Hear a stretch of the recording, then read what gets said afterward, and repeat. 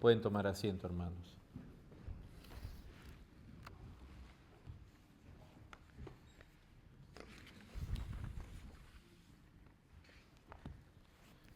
Estamos dedicando, hermanos, este mes a la Reforma Protestante porque sí fue un 31 de octubre de 1517 que este monje, sacerdote y teólogo Martín Lutero clavó 95 tesis en la puerta del castillo de Wittenberg, en Alemania. 95 tesis o propuestas escritas en latín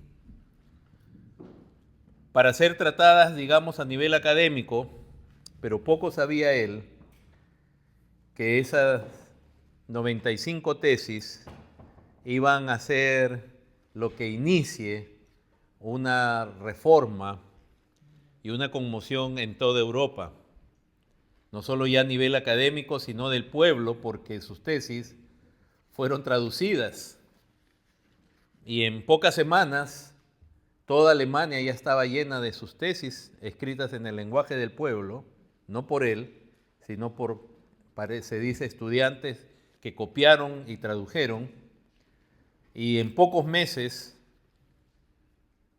toda Europa estaba llena de esas tesis. Pero nosotros sabemos que Dios es quien hace las cosas. Un hombre solo, un monje así solo, no tenía ni el poder, ni la habilidad, ni la sabiduría para él haber formado un movimiento así. Ya Europa estaba conmocionada por distintas situaciones que se venían pasando, guerras, conflictos entre monarcas, conflictos con el papado. Y ya desde, como compartimos cuando empezamos esta serie, desde mucho tiempo antes, hubieron muchos intentos de reformas, de excesos, de inmoralidades, de errores doctrinales, pero lamentablemente en la Iglesia Católica Romana esos errores se fueron declarando más bien como dogma de la Iglesia.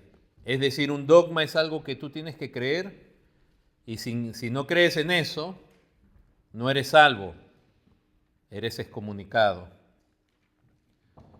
Hermanos, y hoy día nosotros necesitamos realmente que Dios traiga un despertar. Yo creo que estos tiempos son más peligrosos que, no voy a decir que en esos días, pero son muy, muy peligrosos, más peligrosos que las décadas anteriores, de hecho. Porque por los medios de comunicación se hace que se esparzan muchas ideas. Hay mucha gente hablando de todo. Realmente, si alguna vez la palabra Babilonia representó confusión religiosa y así hemos hablado de Babilonia, vivimos en una Babilonia pero tremenda. Hay una confusión dentro del cristianismo, afuera. Hay gente engañadas y engañando a otros. Y hay mucha gente que ya no sabe ni qué creer, y sobre todo muchos jóvenes, porque uno dice esto, uno dice lo otro. Son tiempos muy difíciles. Cuando escatológicamente nosotros vemos que el Señor, que la venida del Señor se acerca, y se nos muestra que en Apocalipsis 20 que Satanás es librado de su prisión para engañar a las naciones. Hermanos, el nivel de engaño que se ve hoy día en la sociedad es tremendo. Realmente es como si uno dijera, eso se está cumpliendo. El nivel de engaño, o sea, las afirmaciones que no solamente se originan en una mente con tal magnitud como la de un ser como Satanás, que es el tentador, sino que encima a la sociedad se le ha extirpado de las pocas armas que aún en términos humanos le podían servir de defensa ante el engaño, como el estudio de lógica, el estudio de filosofías, porque por lo menos la gente de antes sabía de dónde venía una idea, pero al removerse ciertas materias, digamos, aún de la currícula escolar en los últimos 30 años, en Estados Unidos y en el resto de Occidente, la gente ya no sabe ni qué pensar, no sabe cuando le están engañando, no saben qué es una falacia lógica, no saben qué es una falsa dicotomía o lo que sea, y entonces los agarran con la guardia en bajo, y claro, después puede venir un pastor y decirle, no, esto no es así, pero... O sea que se quitó intencionalmente de la educación, aún de los niños, la educación secular, las armas que servían para que los hombres antes pensaran y buscaran la verdad. De nuevo, nos enseña más lógica en las escuelas, filosofía. Entonces la gente repite las mismas cosas y no sabe de dónde se originaron. Y no hay argumentos, o sea, alguien dice algo y la gente no sabe, los muchachos no saben, porque lo dicen con tanta, no solamente convicción, sino lo dicen de tal manera que la gente no sabe qué pensar. Son tiempos bien difíciles, hermanos. Por eso es que hay mucha indecisión también en muchas personas y en muchos jóvenes, porque escuchan una cosa de aquí y una cosa de allá. ¿Qué creer?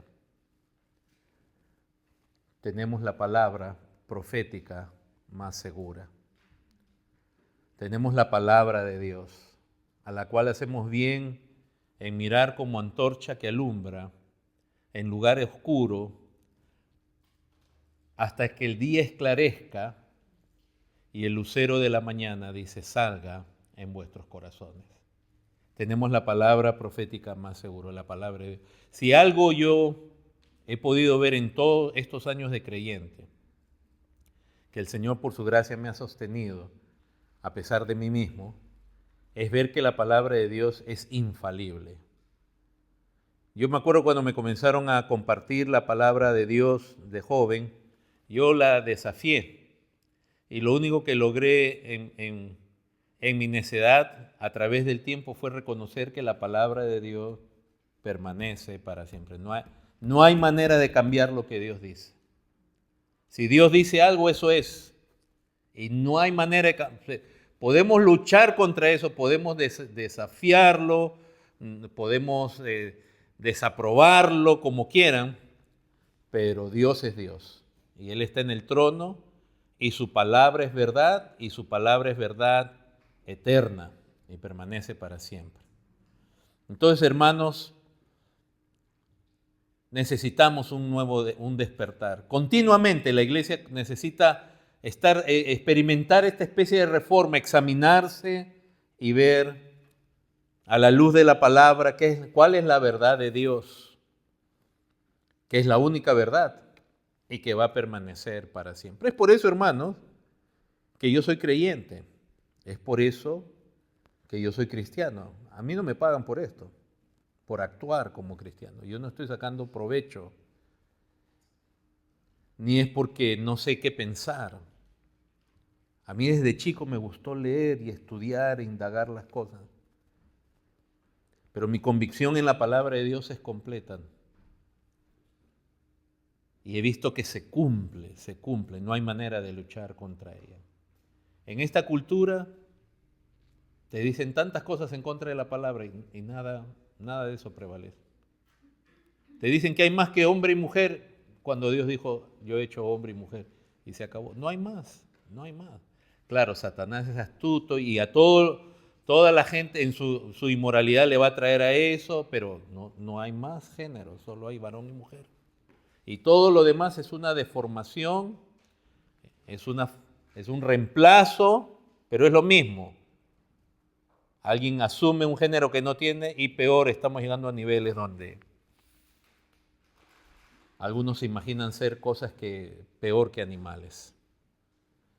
Pero ese es por un ejemplo, en todo aspecto, hermano, en todo aspecto, en la familia. Dios cuando presenta la familia, Él la presenta de una manera, Él da deberes a los padres, a los hijos, al esposo, a la esposa. Eso no cambia, es para siempre. El comunismo trató de cambiar la familia, porque eso quiero que sepan, cuando uno de los objetivos de Marx fue destruir la familia.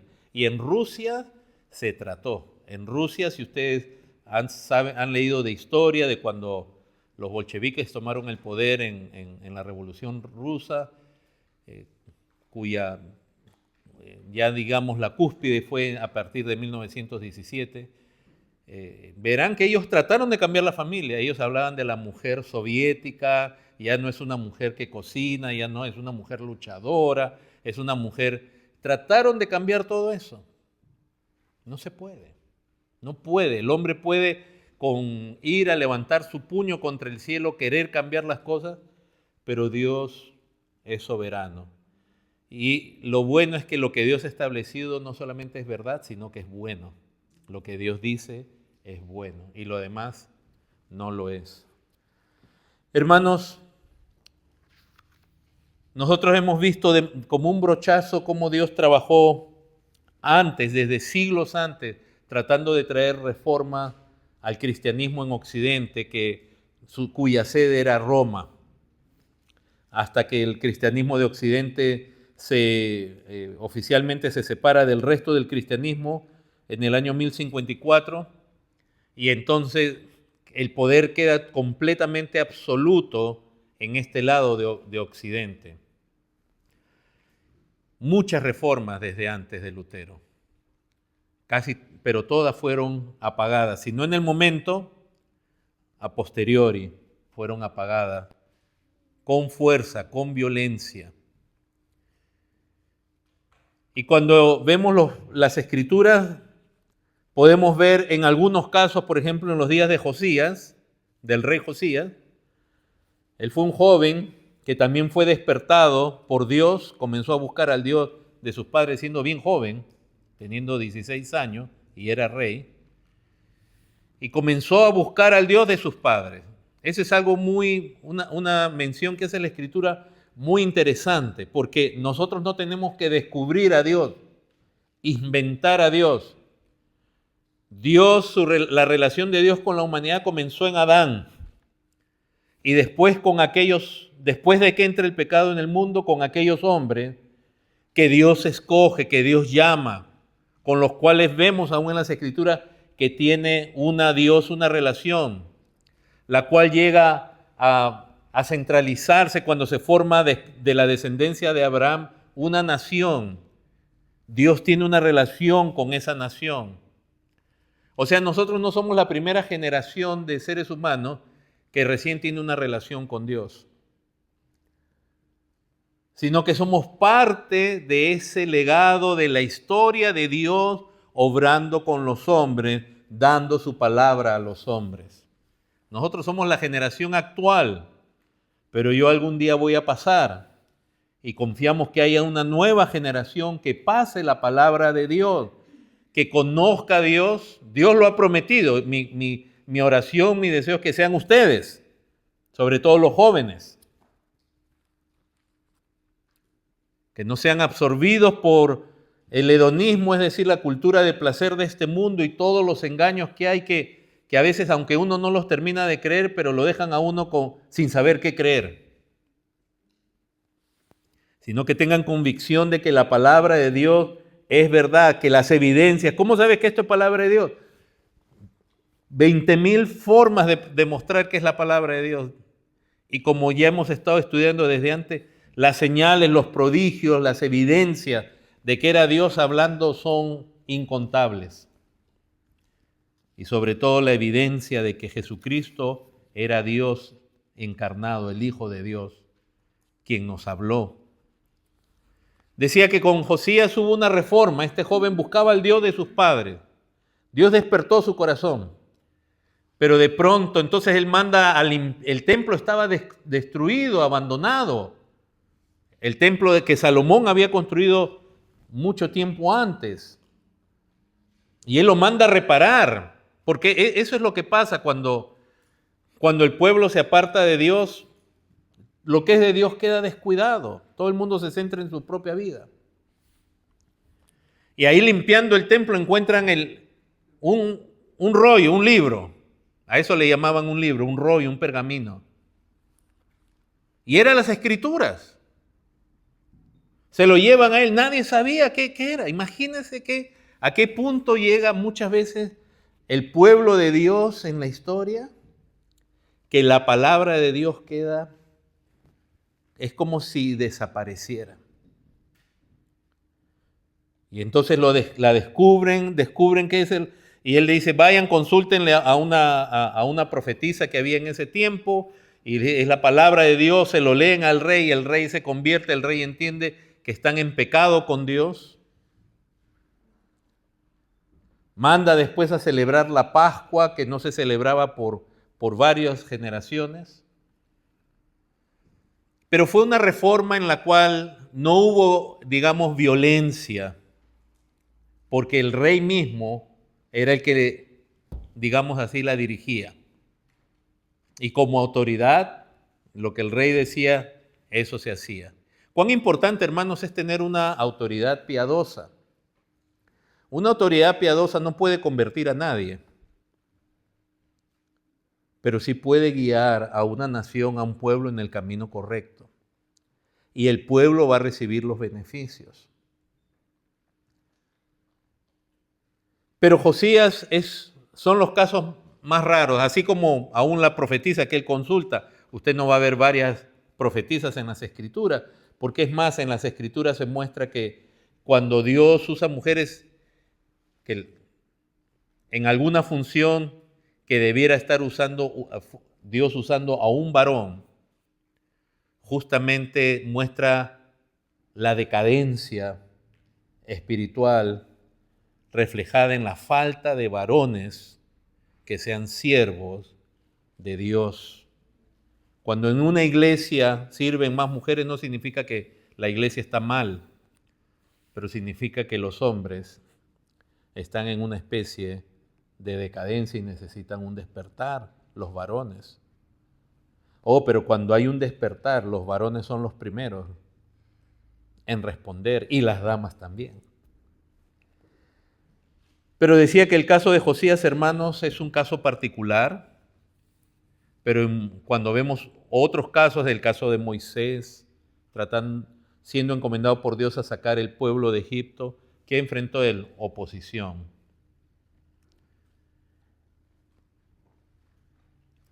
Si hablamos del caso de nuestro Señor Jesucristo, ¿qué vemos cuando el Señor Jesucristo estuvo acá en el mundo? Oposición.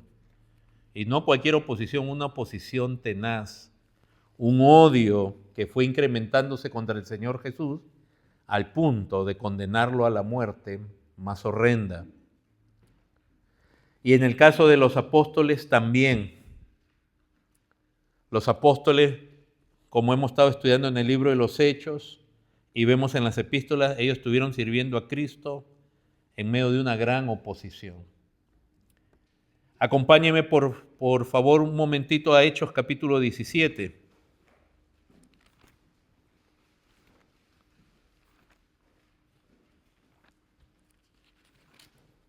Aquí vamos a ver el nacimiento, el origen de una iglesia del Nuevo Testamento, la iglesia en Tesalónica.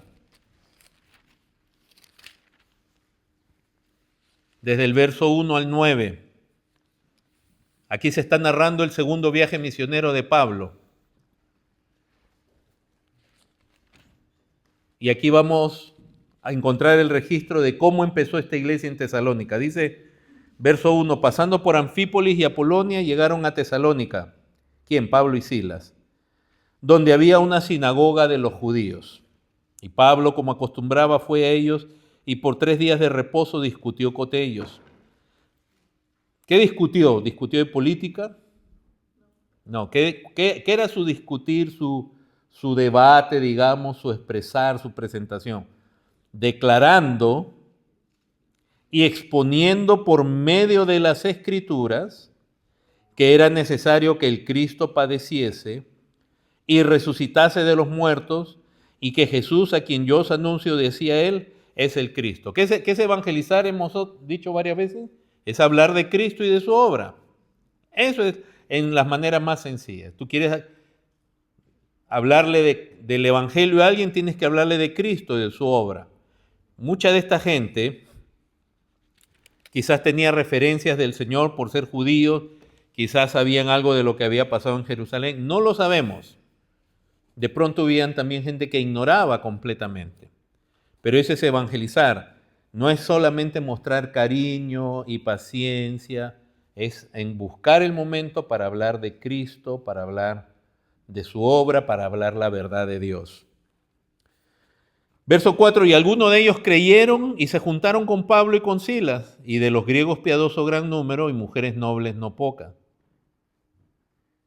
Entonces Pablo llega a esta ciudad y en los 3 días de reposo, 3 sábados, porque era donde los judíos se juntaban en la sinagoga, él fue y les compartió acerca de Jesús, de Yeshua, que él era el Mesías, el Mashiach.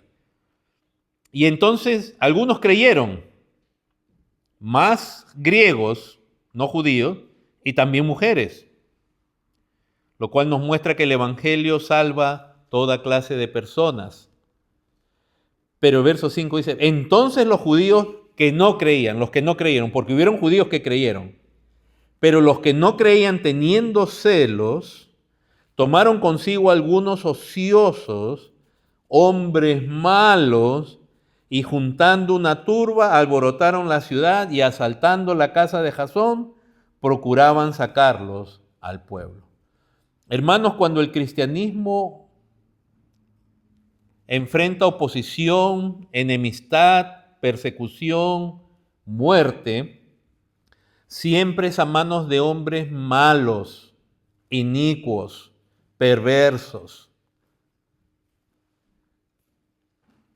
Porque aún una persona no creyente puede rechazar el cristianismo, pero ser, digamos, indiferente. Y decir, no, ellos creen en fantasías y yo no creo en eso. Pero cuando para que haya ese odio y esa agresividad contra el cristianismo, tienes que encontrar gente mala. O sea, cuando hay persecución, voy a ponerlo de esta manera, nunca son personas buenas persiguiendo a los cristianos. Es gente maliciosa. Y asaltaron la casa de Jasón, que vamos a ver quién ha sido, verso 6, pero no hallándolos, trajeron a Jasón y a algunos hermanos, o sea, de los que habían creído, ante las autoridades de la ciudad, gritando, estos que trastornan el mundo entero también han venido acá. Los enemigos de Cristo siempre buscan el cobijo de las autoridades para desaparecer el cristianismo. Es lo mismo que está pasando acá. Por eso aquí estas elecciones que van a ver son sumamente importantes. Porque los enemigos de Cristo y del cristianismo están buscando que siga o salga en el poder, mejor dicho, quien bajo los cuales ellos se pueden cobijar para que la autoridad acabe con esa plaga llamada cristianismo y sus ideas. Estas elecciones, hermanos, en el fondo la gente piensa que tiene que ver mucho con economía y tiene que ver, pero todo lo demás es consecuencia de lo principal. Es una guerra contra Dios, contra sus principios, contra la tradición la tradición cristiana de esta nación. Y miren cómo los acusan con falsedades. Qué astucia, porque en el verso 7 dice, les acusan lo siguiente, a los cuales Jasón ha recibido, y todos estos contravienen los decretos de César diciendo que hay otro rey, Jesús. Miren qué tremendo, ellos presentan a Jesús como Señor, y entonces ellos tuercen, como hicieron al acusar al Señor Jesús, porque el colmo de la hipocresía fue que el Sanedrín, yendo donde Pilato y acusando a Jesús de que quería traicionar al César. El colmo, cuando el Sanedrín odiaba al César más que nadie. La hipocresía de ir a las autoridades con falsas acusaciones. Y fíjense que la falsa acusación tiene que ver con que estos hacen daño a la nación, hacen daño a la sociedad. Sus ideas son retrógradas, sus ideas son peligrosas. ¿No es así como se está viendo el cristianismo ahora en este país? Por cierto lado de la política, nuestras ideas son peligrosas. Las ideas cristianas son intolerantes y hay que hacer que la autoridad se imponga. Oh, no podemos dejar nosotros que estos críen a sus hijos con valores cristianos. Ya quitamos la Biblia de las escuelas, la oración de las escuelas, pero no solamente eso, ahora vamos a adoctrinarlos en aquello que es abominable a Dios. Yo ya se los dije, ya en California ya se pasó esa ley, ya los padres no más tienen autoridad.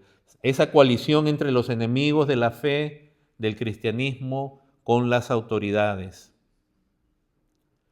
Y estoy tratando de que ustedes vean que esto, cuando hablamos de la reforma y hablamos de las escrituras, vemos a esta gente perseguida, pero a veces necesitamos abrir los ojos para ver qué está pasando aquí y en América Latina. Cuando se busca que las autoridades legislen, legalicen la inmoralidad, la perversión.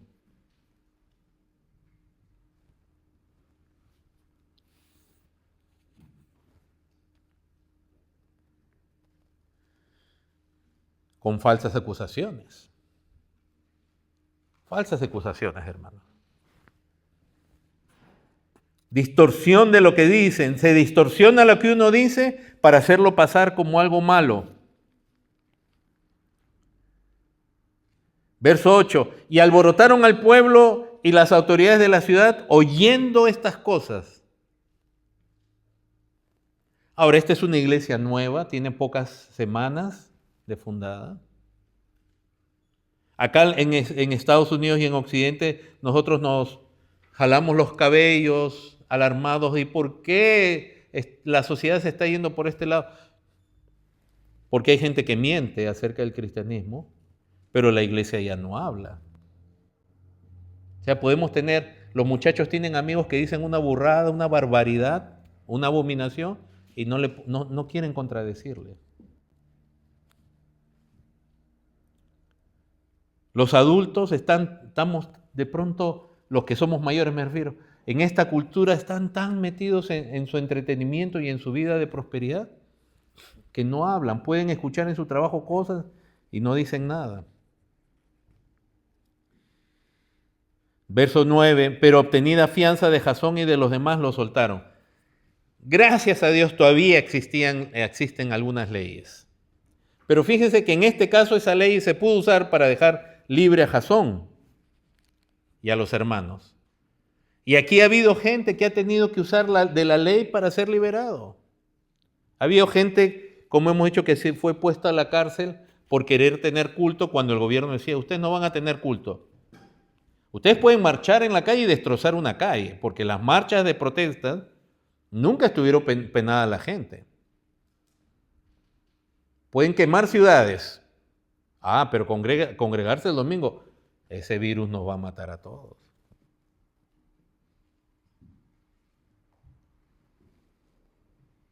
Y algunos pastores por decir, no, nosotros nos vamos a congregar, voluntariamente los que quieran venir, la autoridad fue y los metió a la cárcel, vergonzoso. Yo escuché el testimonio de uno de esos pastores en Canadá que metieron a la cárcel. Un pastor, hermanos, y un buen pastor. O sea, un testimonio muy bonito ese hombre. Y siendo acusado, yendo a la policía, porque ustedes dicen, no, la policía nunca va a cometer eso. Siempre las fuerzas policiales y armadas terminan coludidas, normalmente, no voy a decir siempre, voy a corregir, terminan coludidas con la autoridad y hacen lo que se les mande. Miren lo que está pasando en otros países. Pero gracias a Dios funciona esta ley. Pero en algunos casos no funcionaba ni la ley. Igual los castigaban. Hermanos, en la Reforma fue algo así. El Evangelio despertó, pero esos creyentes, desde los prerreformadores, Lutero y todos los reformadores, padecieron una terrible persecución. Quizás en nuestro caso Dios nos ha concedido por un tiempo a esta nación y Occidente gozar de una relativa paz en cierta manera, pero uno nunca sabe. Uno nunca sabe. Usted dirá, no, hermano, usted ve muchas películas de ciencia ficción, escucha muchas teorías de conspiración. Déjame decirte, en Inglaterra hace pocas semanas se condenó a un hombre, se metió a la cárcel a un hombre por estar orando frente a un lugar donde se hacen abortos y orando en silencio.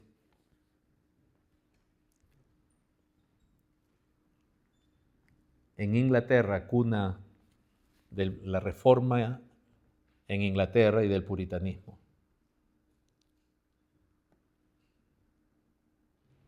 Cuando Hitler subió al poder, obviamente todo el mundo tenía la esperanza de un líder que lo sacara a Alemania de ese caos y sobre todo de esa crisis económica con una inflación horrenda de millones de por ciento, una cosa horrenda que había.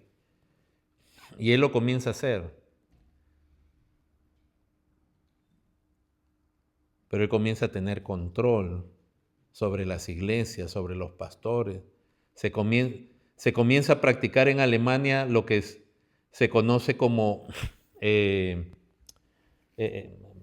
los voy a poner de esta manera, es como que de pronto la policía comience a contactar a algunos de ustedes y alguno esté acá y me escucha a mí hablar en contra del homosexualismo y va y lo dice a las autoridades.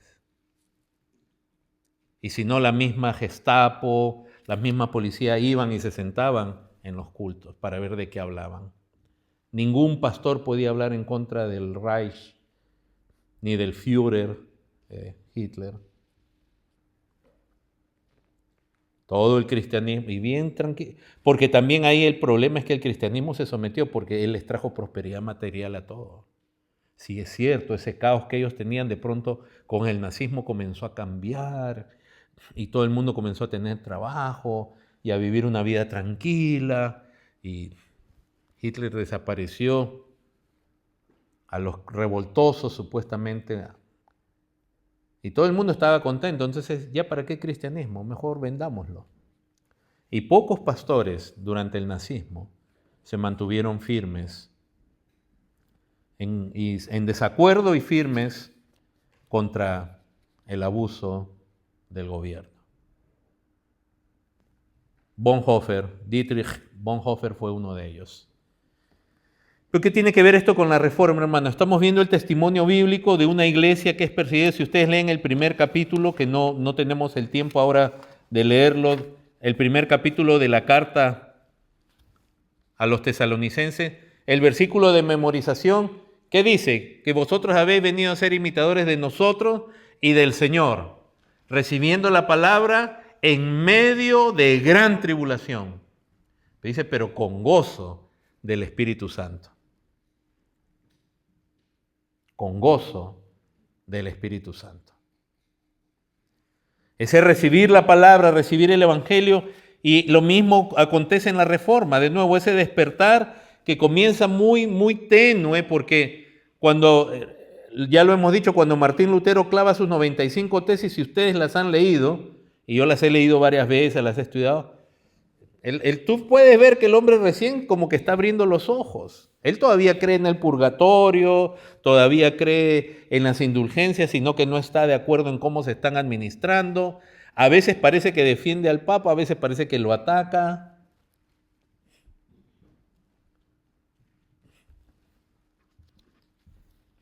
Pero definitivamente él comienza a comprender lo que significa la justicia de Dios. De un Dios justo, un Dios que no puede ver el pecado del hombre. Entonces, ¿cómo poder ser salvo? Él decía que él veía a Dios como un juez implacable. Algunos afirman si eso tenía que ver con la forma como él había sido criado, porque su padre era un hombre muy, muy estricto, y su madre también. A ese muchacho Martín le dieron unas palizas de chico. Y se narran de verdad. Gente bien, bien estricta. Y quizás eso influenció en su perspectiva de Dios como un tirano. Él no podía Él llegó a decir, no puedo amar a Dios.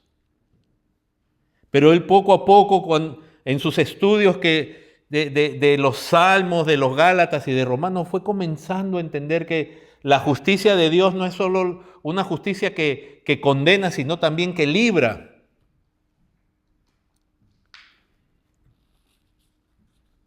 Y para él ese despertar, como se compartió la semana pasada al leer Romanos 1, 16, 17, él dice que entender que la justicia es por fe, que se revela por fe, para él fue como que se le abrieron los cielos cuando él comprendió ese versículo. Pero él venía de nuevo de unas tinieblas muy profundas, donde la religión había impuesto unas tinieblas y acallaba a todo aquel que quería alumbrar. Vemos en Martín Lutero que ya él comienza a rechazar la veneración de reliquias, que son esos objetos antiguos, que en la Edad Media eran común, ¿verdad? Que este es un pedazo del pan que comió Cristo con sus apóstoles. Y si tú lo veneras, o sea, si tú veneras a Dios delante de eso, obtenías tantos años de perdón del purgatorio. Mira, acá hay un clavo de la cruz de Cristo. Mira, estos son los huesos de tal santo.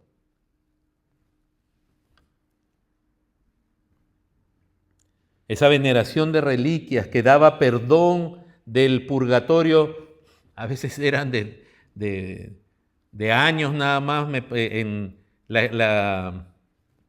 y a veces eran de miles de años y a veces de millones de años. Por lo tanto, también él comienza a rechazar la entrega, venta de indulgencias, pero el Papa lo condena a Lutero, lo excomulga en el año 1520. Lutero puso sus tesis con ese despertar incipiente en 1517, 3 años después él recibe la excomunión del Papa, se le da una oportunidad de arrepentirse un año después en la dieta en Worms y él no se arrepiente, él dice, no puedo ni quiero retractarme, porque él dijo, a menos que alguien me convenza por las Escrituras o por la razón.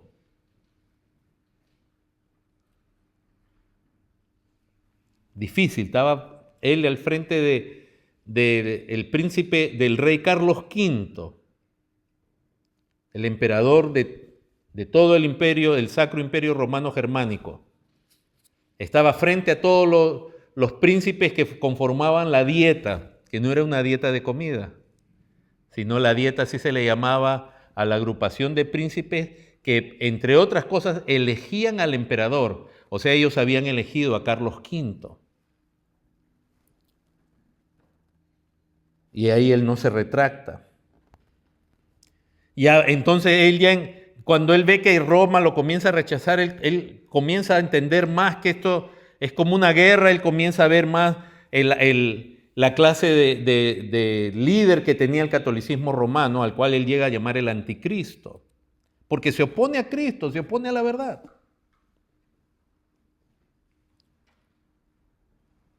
Y a la Iglesia Católica Romana le comienza a llamar la Gran Babilonia.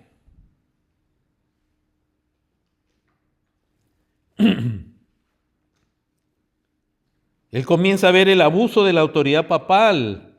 Él comienza después ya a disputar la doctrina de méritos. Aún el celibato. Porque él llega a la conclusión de dónde sale esto de que los curas, los monjes, los sacerdotes no tienen que casarse. No sale de las Escrituras.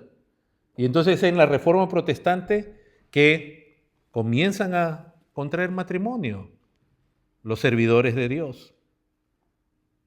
Si no, hasta ahorita el pastor y yo estaríamos solterones. No solteros, solterones ya a estas alturas.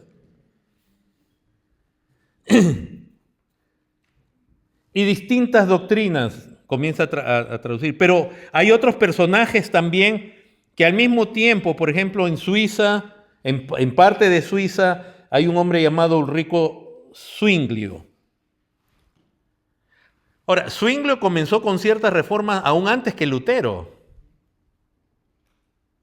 Reformas leves, por eso cuando ya toda Europa comienza a conmoverse, yo les digo, Europa ya estaba lista para la reforma. Y Enrico Zwinglio y Martín Lutero, digamos, ven mucho en común, sin embargo, tenían una gran disputa entre ellos en cuanto a la cena del Señor, porque hasta el día de hoy los seguidores de Lutero, el luteranismo, ellos creen en la presencia real de Cristo en los elementos. Es decir, dicen que aunque el pan y la copa no cambian su sustancia, no se convierten en el cuerpo y la sangre de Cristo, pero ahí está el cuerpo y la sangre de Cristo presente. Zwinglio decía, no, es más que nada un memorial como nosotros lo presentamos. Y tuvieron una disputa muy, muy fuerte. Más adelante, Juan Calvino en Suiza, sobre todo en la zona de Ginebra, va a ser otro reformador, digamos, aunque él era un jovencito cuando Martín Lutero comienza esto de la Reforma, pero con el tiempo él se vuelve un hombre, es un intelectual, es un joven intelectual con una gran capacidad que le comienza a dar una, digamos, sistematización a las doctrinas de la Reforma. Martin Bucer es otro, Juan Knox en Escocia. La Reforma comienza a esparcirse por lo que se llamaban los Países Bajos en ese momento, que era lo que corresponde a todo lo que es Holanda ahora, hasta Bélgica. Bélgica ya no más, pero porque en las situaciones de la historia, Bélgica quedó con el tiempo bajo las garras del catolicismo romano. Mientras la parte, digamos, norte de los Países Bajos abrazó la Reforma. Muchos personajes, Tyndale fue otro gran personaje en Inglaterra, que tradujo la Biblia de los originales al inglés. Lutero comenzó a traducir y llegó a traducir el Nuevo Testamento del griego también al alemán. Esa es otra gran distinción, hermanos. Ellos desde el comienzo decían que la palabra de Dios debía llegar a toda persona. Y el catolicismo romano decía, no, la Biblia que tenemos que usar es la Vulgata Latina en latín y solo la pueden leer y enseñar aquellos que nosotros autorizamos.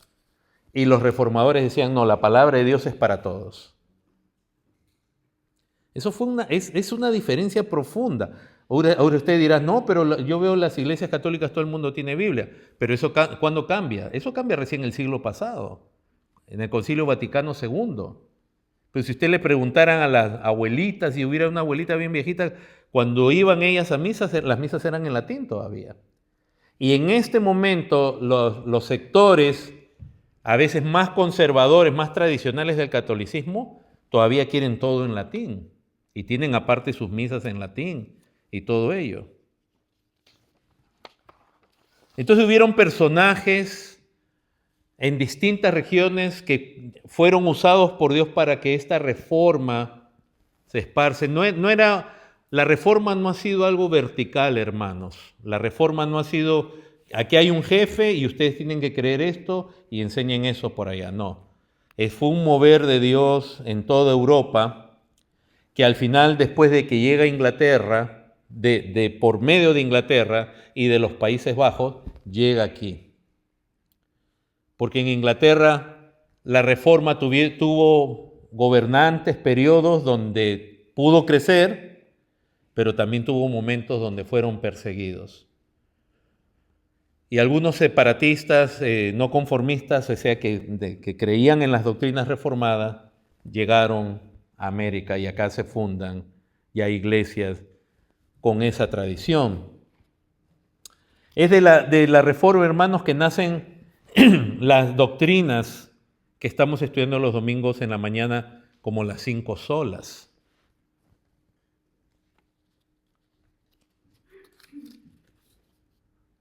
Cuando Martín Lutero comienza la Reforma y él muere, creo que en 1546, si no me equivoco, la Reforma estaba cobrando mucha fuerza y a gran velocidad, pero no había llegado a su cúspide. Las 5 solas tomaron más tiempo en definirse como doctrinas de la Reforma que le diferencian marcadamente con el catolicismo romano. Y ese tenemos una gran diferencia, lo cual lo decimos con aprecio, digamos, porque ¿quién no tiene un familiar o una amistad que es católica romana? Que uno quiere, que uno aprecia. Pero doctrinalmente nosotros tenemos una postura firme en cuanto al catolicismo romano. Doctrinas como la sola fe, que ¿qué significa? Que solo la fe en Cristo salva. ¿Qué es lo contrario a qué? A las obras, como que uno puede, que uno ayuda con la gracia. No, esto es pura fe, no hay nada en nosotros. Porque por gracia sois salvos por medio de la fe. Claramente dice en Romanos capítulo 2. Y esto no de vosotros, pues es don de Dios. Y dice, no por obras, para que nadie se gloríe. Doctrinas como sola escritura, que implica que la escritura primeramente es la palabra de Dios y es suficiente. Es suficiente para todo lo concerniente a la salvación y es la autoridad indiscutible en temas de fe. Eso es sola escritura. ¿Qué contraste tenemos con el catolicismo en esto? Que para el catolicismo, en su doctrina, la escritura y la tradición tienen el mismo valor. Y eso no es una calumnia de mi parte, es lo que ellos creen.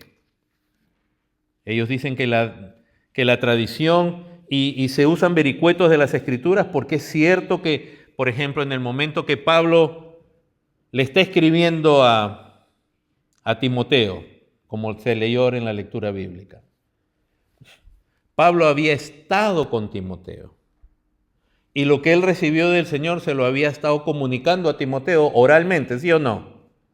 Entonces la Iglesia Católica dice, sus apologistas dicen, esa es la tradición oral, ¿te das cuenta que es la palabra de Dios?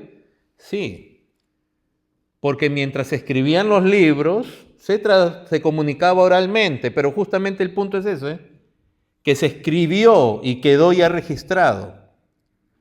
O sea, no puedes tú agarrar como excusa que por un tiempo oralmente se transmitía la verdad de Dios, porque es cierto, el primer libro de la Biblia quizás se escribió en el año 45 recién. Entonces todos esos años los apóstoles comunicaban oralmente, eso es lo que el catolicismo le llama la tradición oral, pero todo eso quedó escrito para nosotros. Y lo que no quedó escrito, entonces ellos dicen, no, lo que nosotros creemos, decimos que los apóstoles y los demás sucesores, los padres apostólicos, lo comunicaron oralmente y ahora nosotros lo tenemos escrito. ¿Y qué prueba hay de eso? O sea, es como coger de un argumento que es válido, que es cierto que temporalmente estuvieron pasando por escrito y sus sucesores como Timoteo tenían que pasarlo a la siguiente generación, pero lo que ellos comunicaron quedó escrito justamente para que la revelación sea final, y por eso es que el apóstol Juan, que es el último de los apóstoles, cuando él escribe Apocalipsis dice, maldito aquel que añada o quite. Las mismas palabras que usó Moisés cuando escribió él las escrituras y acaba en Deuteronomio, él expresa esa maldición, cuidado con aquel que añade o quita. Porque esa es la revelación que Dios había dado y ahí había quedado. Sola gracia, tan importante doctrina, hermanos, que significa que todo es por gracia de Dios para nosotros. Solo Cristo, que significa no solamente que es la fe solo en Cristo, lo cual es correcto, sino particularmente el énfasis que hace la Escritura, como dicen en 1 Timoteo 2:5, porque hay un solo Dios y un solo mediador entre Dios y los hombres, Jesucristo hombre. En el catolicismo romano, tú tienes a los santos y a María también como comediadora.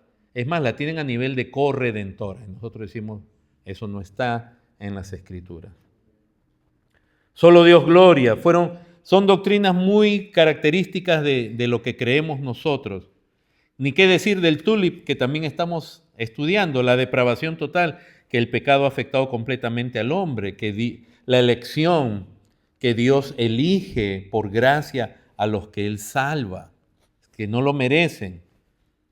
La expiación de Cristo por los suyos. La gracia irresistible, que significa que partiendo de la depravación total, el hombre está muerto. Es la gracia de Dios, es el llamado de Dios el que lo despierta, el que produce vida y hace que pueda creer. Y la doctrina de la perseverancia de los santos es que un verdadero creyente va a perseverar hasta el fin. Que los que se apartan del camino no fueron verdaderos creyentes. Creyeron por un tiempo, pero luego se fueron. Principios distintivos de la Reforma, hermanos, como el Día del Señor. Nosotros considerar que este es el Día del Señor. El primer día de la semana. ¿Qué tal el principio regulativo de la adoración? Que significa que adoramos a Dios conforme Él expresa que el hombre le debe adorar a Él. Sé que salieron doctrinas y por lo tanto también se fueron formando confesiones en la Reforma protestante. Varias confesiones, como la Confesión Belga de 1561. Una confesión tan preciosa, donde se afirman, yo lo traje aquí, yo sé que ya es tarde, lo voy a sacar rapidito.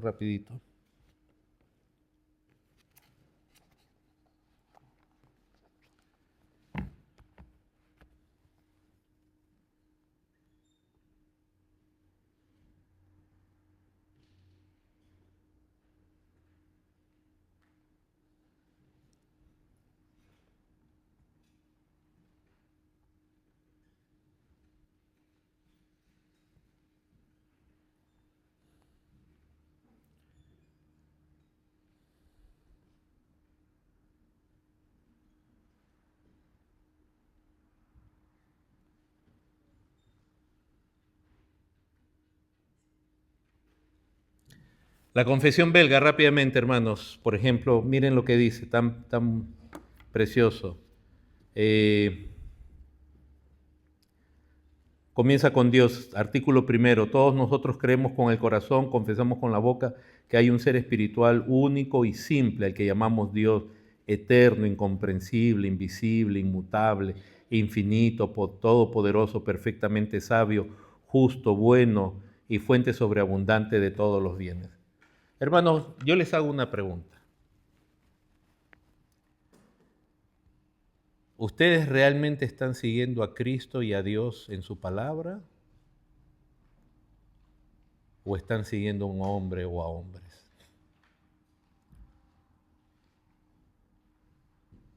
¿Cuántos de ustedes han leído alguna de las confesiones históricas? ¿O los catecismos que son resultados de este despertar tan preciosos?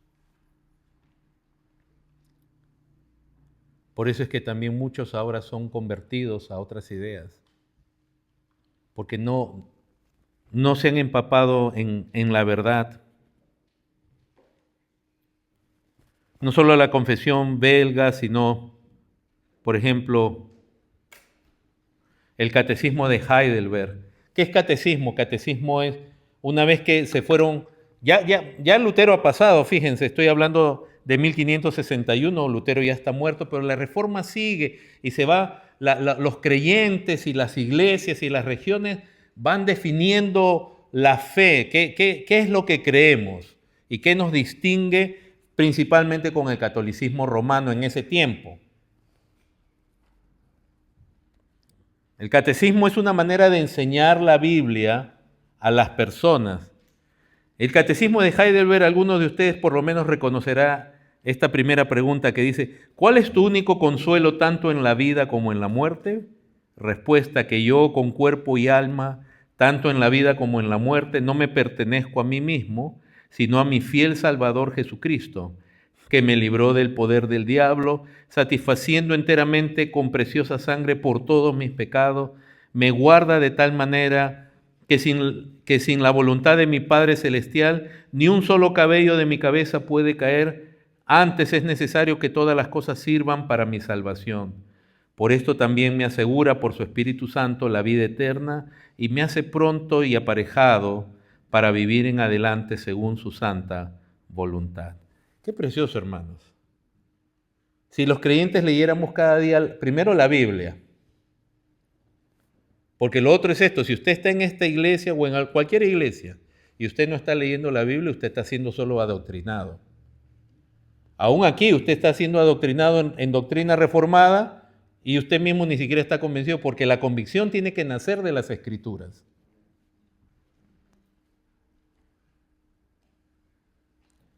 Porque cuando hablamos de doctrina reformada no estamos hablando de una moda, que yo ya he visto a muchos que por un tiempo se hacen reformados y no es indirecta, se comienzan a aparentar como reformados, porque hasta una moda se hace, ¿no? Que la barba y que esto, no todo el que tiene barba, no me malinterpreten.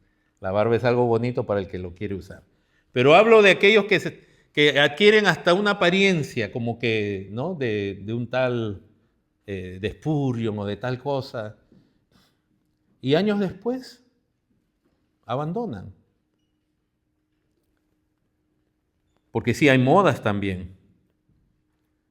Pues el catecismo de Heidelberg es tan bonito. ¿Cómo conoces tu miseria? Por la ley de Dios. ¿Qué pide la ley de Dios de nosotros? Cristo nos enseñó en Mateo capítulo 22, amarás al Señor con todo tu corazón y con todo tu alma. Pregunta 5, ¿puede cumplir todo esto perfectamente? No, porque por naturaleza estoy inclinado. Mejor no lo digo porque. Precioso. Entonces, en los cánones de Dort, que son la respuesta del arminianismo, la Confesión de Fe de Westminster, la Confesión de Fe Bautista de 1689, que ha sido de tanta bendición a los que lo hemos leído y lo hemos estudiado. Amén. De tanta bendición, hermanos. Y termino con esto. Es así, por eso yo no lo estoy centrando la reforma en personas, porque no somos seguidores solo de personas, sino en ese despertar de Dios, de su verdad, de su palabra, las doctrinas que Dios restaura, digo, porque son doctrinas bíblicas, que el catolicismo romano había cercenado, sepultado, y que ahora nosotros podemos disfrutar de una manera tan especial. ¿Por qué es importante entonces y necesaria la reforma? Porque el catolicismo romano sigue creyendo las mismas cosas, y es más, con el tiempo después de la reforma, ha convertido en dogmas, por ejemplo, la infalibilidad del Papa. Es un dogma desde 1871. Quiere decir que si tú no crees eso y si tú no te sometes a la autoridad del Papa, y te andan los católicos romanos diciendo por todos lados, oh, tú fuera de la Iglesia Católica Romana no puedes ser salvo, ni fuera de la autoridad del Papa. Eso lo van a creer mucha gente porque no saben, no conocen las Escrituras, ni conocen cómo se sistematizó, cómo se compaginó en confesiones y en catecismos esas verdades que la Biblia muestra. La ascensión de María, eso fue establecido como un dogma en 1950 por el Papa Pío XII. ¿Y qué significa? ¿Qué se dice ahora de María? Que es la Madre de Dios. Ellos hablan que es la Madre de Dios. Y entonces, hermanos, se usa un tipo de argumento lógico que agarran a mucha gente, porque ellos comienzan a hacerte este juego diciendo, bueno, Jesús era hombre, sí. También era Dios, sí. Entonces, ¿María fue la Madre de Jesús? Sí. Entonces, como Jesús es Dios, también es la Madre de Dios. No es así. Dios no tiene inicio ni fin. María nunca fue madre de la deidad de Jesucristo, sino de solamente su humanidad.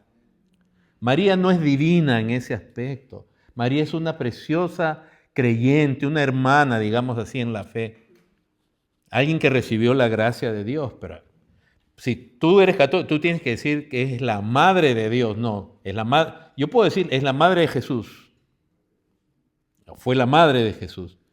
De ahí sale el dogma de que María fue siempre virgen. O sea, como ese ascetismo cuando se mete en la iglesia ve el sexo como pecado, entonces a María no la pudo haber tocado ni un hombre. José era simplemente su copiloto, ¿no? Y los hijos que se menciona de ellos en las escrituras no eran sus hijos, eran sus primos. ¿Por qué? Porque en el catolicismo romano se metió esta corriente ascética donde el pecado, el sexo, la sexualidad, la procreación es pecaminosa. O la Inmaculada Concepción de María, esa doctrina donde María nació sin pecado y siempre estuvo sin pecado. La Biblia no enseña eso. Si ella misma cuando proclama a Dios en el llamado Magnífica dice que se acordó, ¿no? Habla de Dios como su Salvador. Pero entonces se dan cuenta. Pero esto, hermanos, cuando se habla por eso es que todavía es necesario conocer bien la Reforma, porque el catolicismo sigue creyendo en lo que creían en los días de Lutero y aún peor, se han metido en otras, han declarado cosas más, muchas más cosas. Y por si acaso el Concilio de Trento, que se conoce como la Contrarreforma, que fue inmediatamente después de Lutero, comenzó en el año 1545 a 1563, la Contrarreforma católica, todo lo que definió ahí sigue vigente. Por ejemplo, en cuanto a las escrituras, ellos dicen en la sesión 4 que la escritura y la tradición tienen el mismo valor. De nuevo, ellos dicen que entonces todo lo que ellos creen que no está en las escrituras, ellos dicen es tradición oral, por lo tanto tienes que creerlo y vale como las escrituras. No, ¿de dónde me sacas tú esa? Ah, no, pero que lo dijo San Crisóstomo, San tal, estoy usando cualquier nombre.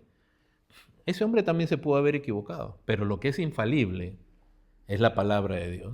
O sea, a mí no me puede, aún si Timoteo, que no tenemos referencia, pero yo estoy usando a alguien muy cercano a los apóstoles, Timoteo o Tito, si en algún momento enseñaron algo incorrecto, yo voy a las escrituras. Yo no elevo simplemente porque él era discípulo de Pablo, entonces todo lo que él dijo tiene que ser correcto. No, aún él está bajo el discernimiento de las Sagradas Escrituras. Se prohíbe traducir la Biblia, se prohíbe interpretar la Biblia, es decir, tú no puedes leer la Biblia y llegar a una conclusión. Se prohibió imprimir la Biblia sin el permiso de la Iglesia Católica. Y se prohíbe cualquier otra versión de la Biblia que no sea la Vulgata Latina. Cuando se habla del pecado original, en la sesión quinta, el párrafo tercero, dice que el mérito de Cristo para solucionar el pecado original, dice literalmente, se aplica por el bautismo. Eso es lo que cree Roma. Hay millones de católicos que no saben qué cree Roma, la iglesia donde están. Pero su dogma dice que el mérito de Jesucristo justamente para justificación es en el bautismo. Y que ahí se produce, en el bautismo, dice el punto cuarto, se produce la regeneración. Nosotros decimos no, la justicia es por fe, tiene que ser ejercida por la persona y la regeneración es la obra del Espíritu Santo directamente al corazón y no a través del bautismo. Pero no solamente, eso es solo un pequeño vistazo y con esto cierro. La vez pasada dijimos, hermanos, la posibilidad de errar, de caer en un error doctrinal y ir apartándose, porque si el pastor hoy día cae en un error doctrinal y de pronto sí es un verdadero hombre de Dios, pero cree algo que no es muy correcto, posiblemente él sí va a llegar a la presencia de Dios, pero el error que tiene de pronto uno de los miembros de la iglesia lo va a tomar y lo va a llevar más allá y terminar mal. Es por eso que hay grandes denominaciones que empezaron bien, iglesias que empezaron bien y terminaron mal, o algunas están yendo al abismo.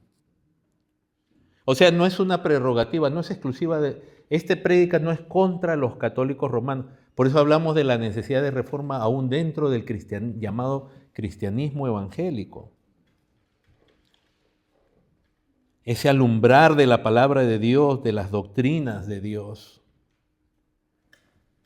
En el cristianismo evangélico, hermanos, hay un desconocimiento de la Biblia, pero ¿saben qué es lo más triste? No hay prohibición de leer la Biblia, pero se ignora como si hubiera prohibición. Hagamos un concurso, mejor no digo.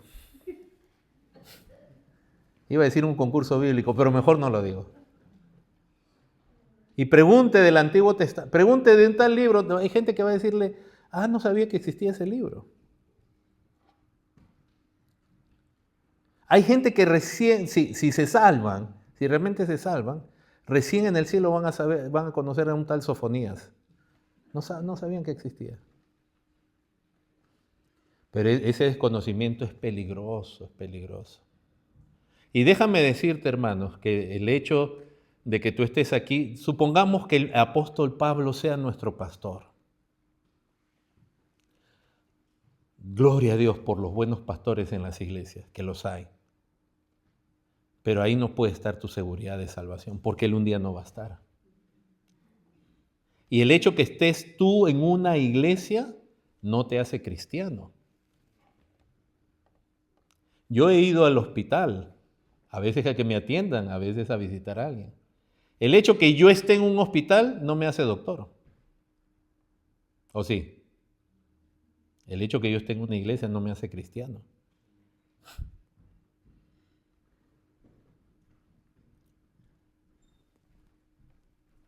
Un desconocimiento de la Biblia muy amplia. En el mismo cristianismo evangélico hay un ataque a la doctrina de sola escritura. Sectores enormes, carismáticos y pentecostales, la escritura la ven como algo secundario. Lo que ellos quieren es revelación directa de Dios, sueños, visiones. Y por eso vemos que cada vez van de mal en peor. Los evangélicos decimos a veces, no, no rechazamos la autoridad del Papa. Pero ¿cuántos apóstoles hay que dicen, usted se me somete? Y si no se me somete, usted está bajo maldición. Lo mismo, ¿se dan cuenta que el error no es exclusivo de un grupo? Tenemos que hacer una autoexaminación. Esos apóstoles, y son peores estos apóstoles de acá. Hubo unos chistosos que habían muerto una cantidad tremenda de pastores porque estaban sin la cobertura apostólica. Esa gente...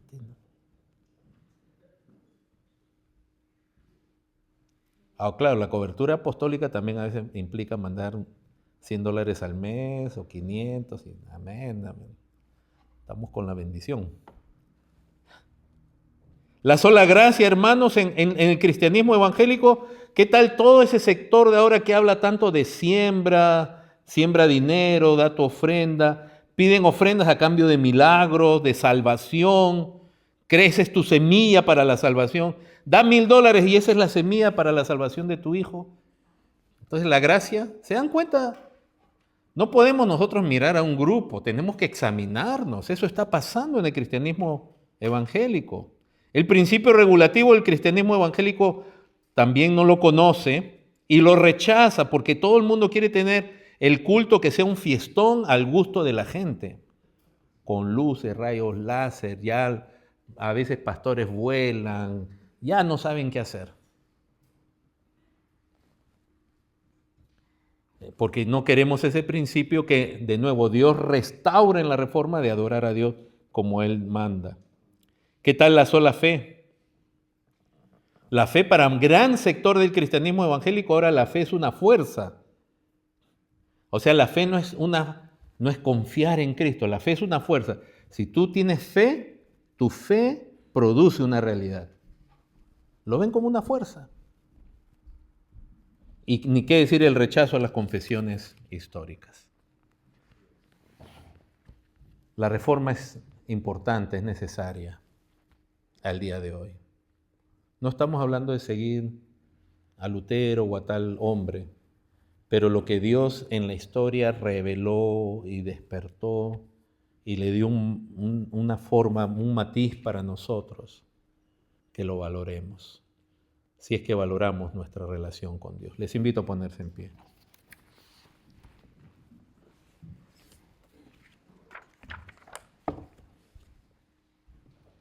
Hemos empezado tarde también, hermano, no me echen la culpa. Pero amén, yo sé que así van con hambre a comer y disfrutan la comida. Y yo también. Padre Santo, gracias por esta mañana.